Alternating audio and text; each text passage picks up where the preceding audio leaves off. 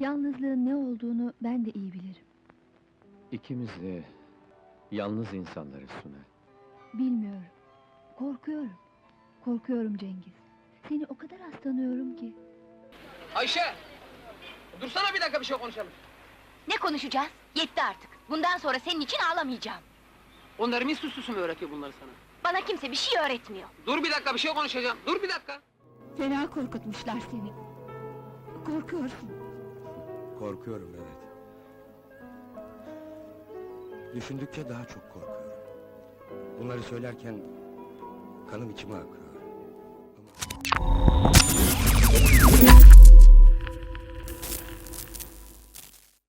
Fulden Uras 6 Haziran 1968 yılında İstanbul'da doğar. Babası eski bürokrat olan Mutlu Otman'dır. Babası onu ve iki kız kardeşini başka bir kadın için terk ettiğinde henüz 13 yaşındadır.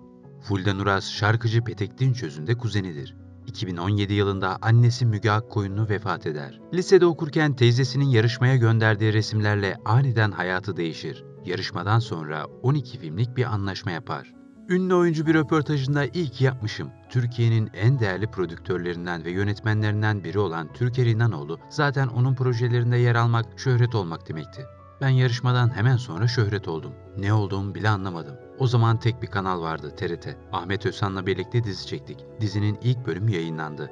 Ertesi gün sokağa çıktığımda herkes beni tanıyordu. Bizim böyle bir şansımız oldu ama şimdikilerin öyle bir şansı yok. Oyunculuğa neden ara verildiği sorulduğundaysa ben o kapıyı biraz kapattım galiba. Bizim dönemimizde şartlar ağır, emek yüksek ama para azdı. Şu anda yine şartlar çok ağır ama büyük paralar dönüyor. Hakikaten her türlü değer. Ama ben şansımı müzikle değerlendirmek istedim der. Fatoş ders çalışıyor da. Fatoş'a selam söyle. Söylerim. Şimdiden bir şey diyemem. Yarın Fatoş'la birlikte olmam gerekiyor.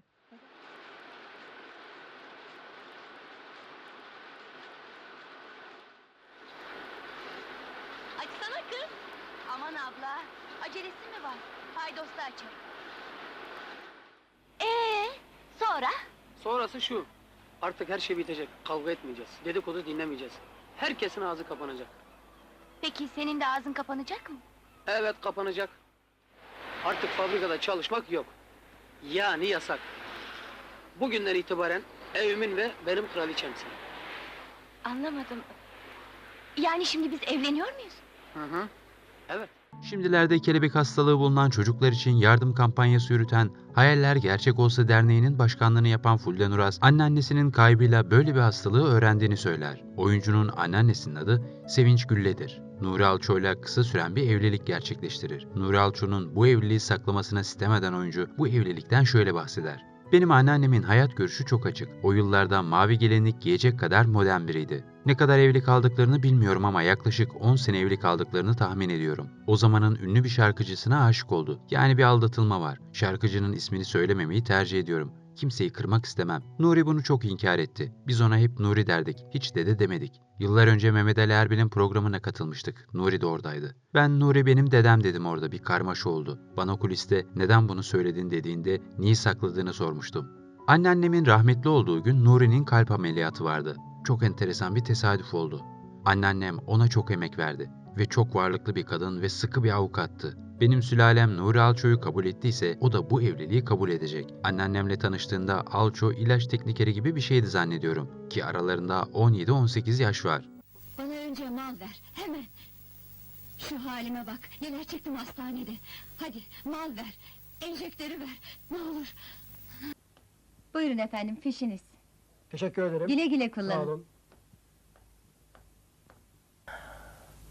Senden çok memnunum. İşe başlayalı 2 gün olmasına rağmen bir sürü satış yaptın. Başarını şampanyayla kutlamalıyız. Teşekkür ederim efendim. Hadi bakalım, başarına ve güzelliğine içelim. Evli veya nişanlı mısınız? Hayır efendim, ikisi de değil. Neden sordunuz? Bak yavrucuğum, ben yalnızlık çeken bir insanım. Sekreterlik yanında Ara sıra bana da arkadaşlık etmen gerekecek. Babası evi terk ettikten sonra 13 yaşında bağırsak kanserine yakalanır ve bu hastalığı atlatır. Meme kanserine yakalanan Uras birkaç kez ameliyat geçirir. Erkekçe dergisine verdiği cesur pozlarla meşhur olur. Dönemin Tan, Saklambaç gibi birçok magazin gazetelerine manşet olan oyuncu, en çok Tolga Savacı ile olan filmi Sevmek Bütün Suçumuz'da haber olur. İkilinin filmdeki cesur sahneleri çok konuşulur. Rol değil, gerçek diye başlıklar atılır. Fulden Uras sinema kariyerine birçok önemli film sığdırır. 1986'da Ah Bu Kadınlar filminin başrolünde oynayarak ilk kez kamera karşısına geçer. Yer aldığı filmlerse Hatıram Olsun, Ölüm Avcısı, Yalnızlar, Benim İçin Ağlama, Aşığım Aşık, Cici Kızlar, Benimsin, Umutsuz Yollar, Kilyos Cinayeti gibi filmlerdir. Gidersen sürünürsün. Affedeceğimi de sanma. Kitapsızım affedersem. Bugün de evden kovdular beni. Nereye gideceğimi bilmiyorum. Vay canına, evden kovuldun ha. Merak etme, babam gitsin hamamda kalırsın. Sen beni parkta bekle. Babam gidince ben seni alırım. Peki. Birlikte olacağız, tamam mı? Yo, sen Erol'la, ben de Fatoş'la. Neden dördümüz birlikte olmayalım? Bilmem ki, nasıl olur? Ben de iş arıyordum da, acaba dedim. Kolay yavrucuğum. Çok kolay meleğim. Geç otur hele şöyle bir tanışalım da aradığın vasıflara uygunsan neden olmasın değil mi ya? Teşekkür ederim efendim. Özellikle Ahmet Özhan'la oynadığı Hafız Yusuf Efendi'deki rolüyle herkes tarafından tanınır. Filmin öyküsü ise 1870'li yıllarda Osmanlı İmparatorluğu dönemi İstanbul'unda geçer. Bir din adamı, aynı zamanda da yetenekli bir müzisyen olan Hafız Yusuf Efendi'nin yaşamına konu alır. Kariyerindeki diğer önemli filmse Cüneyt Arkın'la başrol oynadığı Asılacak Adam filmidir. Filmin konusuysa bir katili emniyete götürmek isteyen bir komiserin dönüş yolunda başına gelen olaylar ve bir kızın hikayesidir. Ayrıca 3 Arkadaş isimli 6 bölüm süren bir TRT dizisinde de rol alır. 90'lı yıllara gelindiğinde ise TV dizilerinde yer almaya devam eder. Bu dizilerse Dağ Çiçeği, Yalnızız ve Ana Yüreğidir.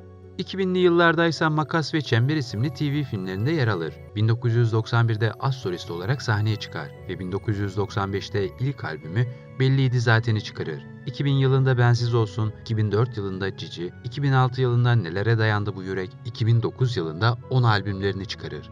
1992 yılında şarkıcılıkta aradığını bulamadığını, daha çok çalıştığını ve 93 yılının kendi yılı olacağını söyler. Türk sanat müziği okuyan şarkıcı artık pop türüne yönelmiştir. 2000'li yıllarda Akşam Gazetesi'nin İnce Ekin'e verdiği röportajdaysa 5 yıllık ayrılığın ardından Bensiz Olsun adlı son albümüyle fırtınalar estirmeye hazırlandığını anlatır ve sinemayı da çok özlediğini anlatır.